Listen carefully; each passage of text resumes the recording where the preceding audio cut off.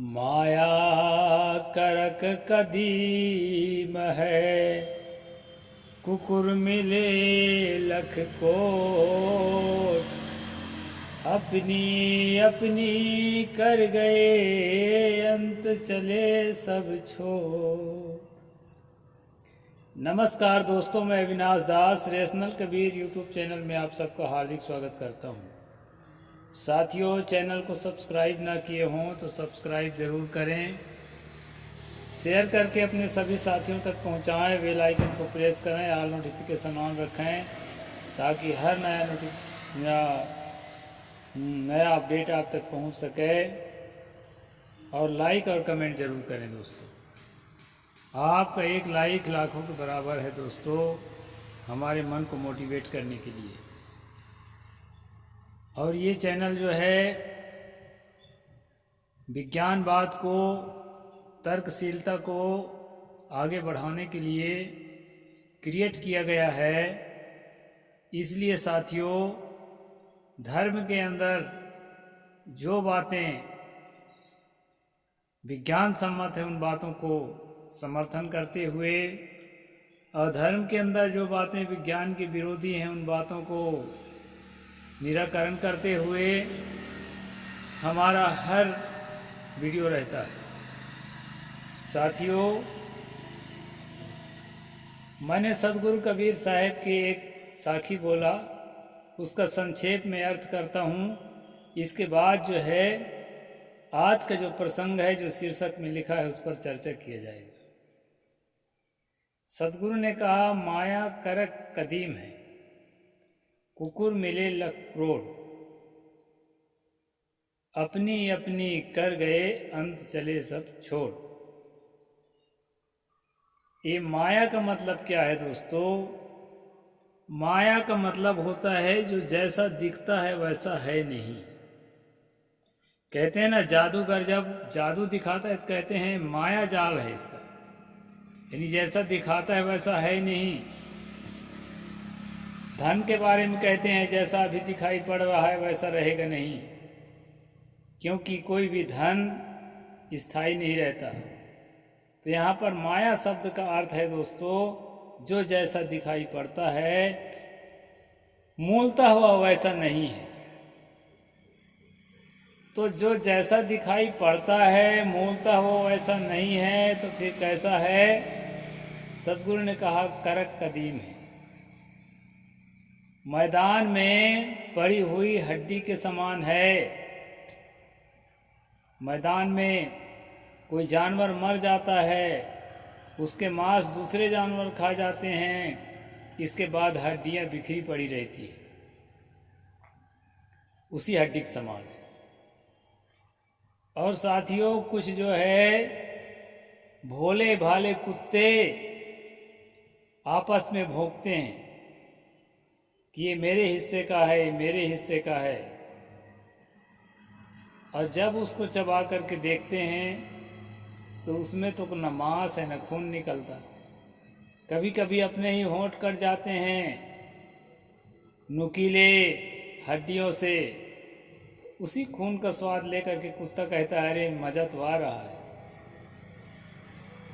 लेकिन दोस्तों, जब ज़्यादा दर्द होता है तो हड्डी को छोड़ देता है। ये उदाहरण है। तो दुनिया की जो संपत्ति है, दुनिया की जो चीज़ें हैं और दुनिया में मिला हुआ जो हमारा शरीर है, ये निरंतर विनाश की ओर है। हर निर्माण का विनाश होता है। तथागत भगवान बुद्ध ने कहा, सब्बे संखारा अनिच्चा। जो भी निर्मित वस्तु हैं सब अनित्य हैं। चाहे आपका शरीर हो, चाहे पेड़ पौधे हों, चाहे गाड़ी मोटर हो, और चाहे दुनिया की प्राकृतिक और अप्राकृतिक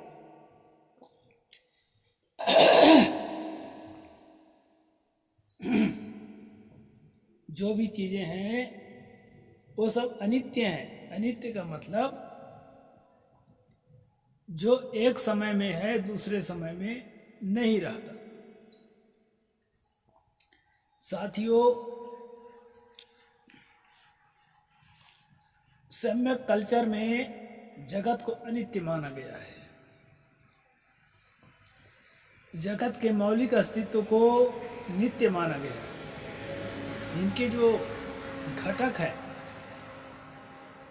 वो नित्य हैं, लेकिन वर्तमान जो दिखाई पड़ रहा है वो अनित्य है, वो बदल जाने वाला है, परिवर्तनशील है।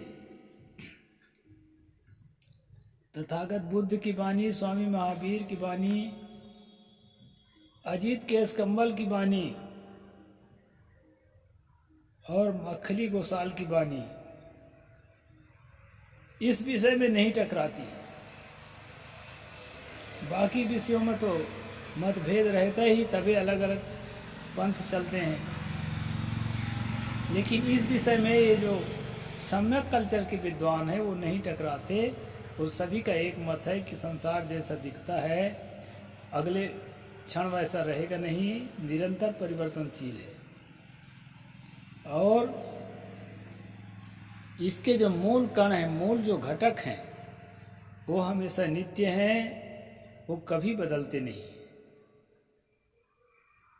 इसी के भीतर ये चेतना भी है जो उपयुक्त परिस्थिति में, उपयुक्त संरचना में प्रतीतमान होता है, जिसे हम जानते हैं अपने अस्तित्व के रूप में। ये सम्यक कल्चर का ज्ञान है दोस्तों। अभी हम विज्ञान की ओर नहीं जा रहे हैं। जो सदियों से हमारा सम्यक कल्चर सोचता चला आ रहा था, उस पर मैं बात कर रहा हूं। अब बात आती है कि हिंदू धर्म का सबसे इम्पॉर्टेंट बुक कौन सा है, और उस बुक में इस विषय में क्या लिखा है। दोस्तों, कोर्ट में जब एक हिंदू शपथ लेता है या बयान देता है तो गीता पर हाथ रखकर बयान देता है। रामायण पर, महाभारत पर, श्रीमद् भागवत पर हाथ रख कर के बयान नहीं देता, गीता पर हाथ रखकर बयान देता है। जबकि वो गीता पढ़ा हो चाहे ना पढ़ा हो, अधिकतम लोग तो गीता बीता पढ़ते ही नहीं। इसलिए मैं गीता लेकर के आया हूं दोस्तों। 5वां अध्याय की 22वां श्लोक लेकर आया हूं आपके पास, और इसमें आप देखेंगे कि जो विषय मैंने शीर्षक में लिखा है वो आपको दिखाई पड़ेगा। मैं बोलता हूं, फिर उसका मैं अर्थ करूंगा। एहि संस्पर्शजा भोगा दुखा योनय एवते आद्यन्तवन्तः कौन्ते न ते सुरमते बुधा। यहाँ पर कृष्ण जो है अर्जुन से कह रहे हैं कि एक कुंती पुत्र अर्जुन, ये ही संस्पर्शजा भोगा, जो भी चीजें संस्पर्शज हैं, मतलब हमारे इंद्रियों के संयोग से जाने जाते हैं।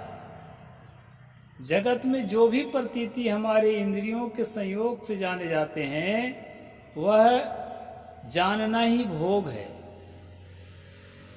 उस विषय का भोग है कि हम इंद्रियों के संयोग से उस विषय को जानते हैं। लेकिन कहते हैं दुखायोनय एवते। दुखायोनय का मतलब होता है दोस्तों, जिस प्रकार के जो योनि होती है, मादा की जो योनि होती है, योनि से केवल पेशाब नहीं करती है, वो बच्चे भी पैदा करती है, और वही बच्चे हमारे जैसे लोग बनते हैं। और केवल हमारे जैसे ही नहीं, बड़े बड़े महामानव बन जाते हैं, बुद्ध, महावीर, कबीर बन जाते हैं। तो दुखायोनय ये होते, यहाँ पर बताया है दुख का, दुख होने का मतलब दुख को पैदा करने वाले हैं, दुख की माँ हैं। कौन है दुख की माँ? जो संस्पर्शज भोग है, इंद्रियों के संस्पर्शन से जो भोग हमें प्रतीत में आते हैं, प्रतीत की जो अनुभूति होती है वह अनुभूति ही भोग है। और वो भोग क्या है? दुःखयोनि है। दुख को पैदा करने वाली दुख की माँ है। दूसरे लाइन में कहते हैं आद्यंतवंत कौन्तेय न तेषु रमते बुधा। जो बुध होता है, यहाँ पर बुध शब्द आया है। बुध का मतलब बुद्ध होता है, बुध का मतलब संबुद्ध होता है, बुद्ध का मतलब प्रबुद्ध होता है। बुद्ध का मतलब एक जागृत व्यक्ति।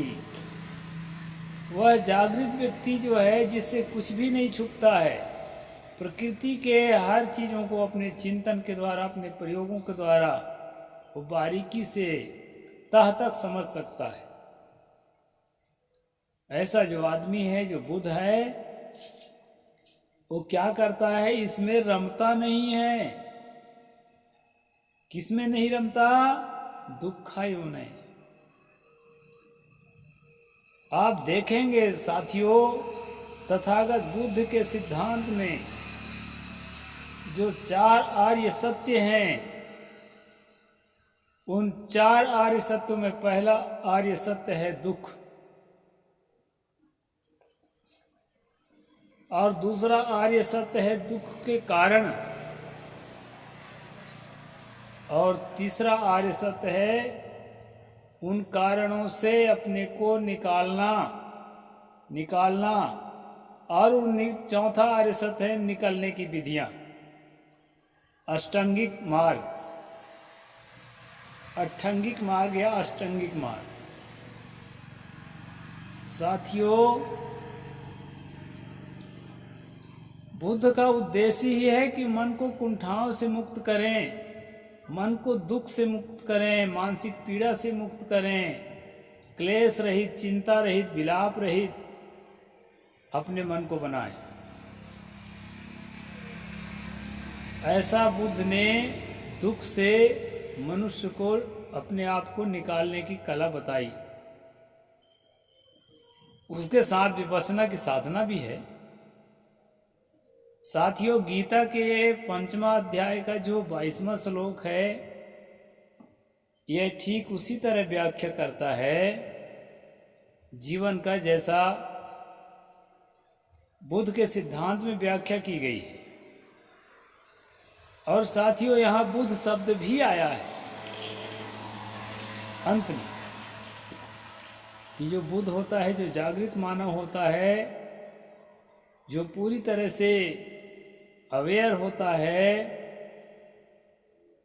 संबुद्ध होता है, प्रबुद्ध होता है, जो पूरी तरह से ज्ञान में अपने आप को पाता है, वो व्यक्ति कैसा होता है? जो भी इंद्रियों से संस्पर्शज हैं, मतलब इंद्रियों के प्रतीति से अनुभव होते हैं, गुदगुदी के रूप में सुखद गुदगुदी और दुखद गुदगुदी, जो भी अनुभव होते हैं, उन अनुभवों से ये चेतना जब अपने आप को मुक्त पाता है, निर्वाण अवस्था में पाता है, सतगुरु कबीर साहिब की भाषा में सहज अवस्था में पाता है, वो क्या है कि आद्य अंतवंत, यहाँ पर कहा है जिसके आदि है और जिसके अंत है। जिन अस्तित्वों के आदि और अंत होते हैं, वो जो है, जो बुद्ध होता है, उसमें रमता नहीं है, उसके साथ घुलता नहीं है। वो अपने आप को पृथक रखता है, अपने अस्तित्व को, अपनी चेतना को उससे विमुक्त रखता है, निर्वाण का अनुभव करता है, निरंतर उस निर्वाण में रमता है। तो बहुत अच्छी बात है दोस्तों, गीता में बहुत सारी बातें अच्छी नहीं भी है, लेकिन ये श्लोक बहुत अच्छी बात है और तथागत बुद्ध के सिद्धांतों के हिसाब से है। और चूँकि बौद्ध मत के बाद गीता की उत्पत्ति हुई है, अपने से पहले वाले ज्ञान को पीछे वाला कोई भी जो है फॉलो करता है, ये अचरज नहीं है।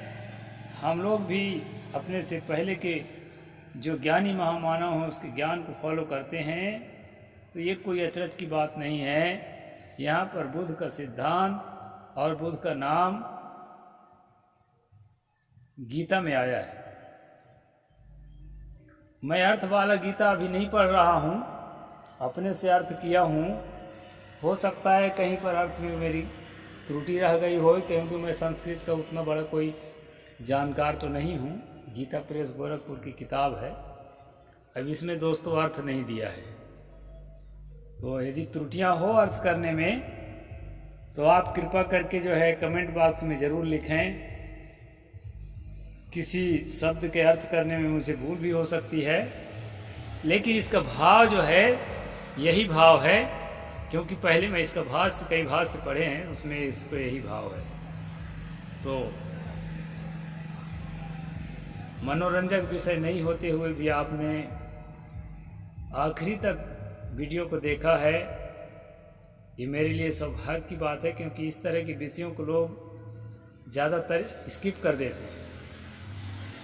तो ऐसे ही बने रहिए दोस्तों।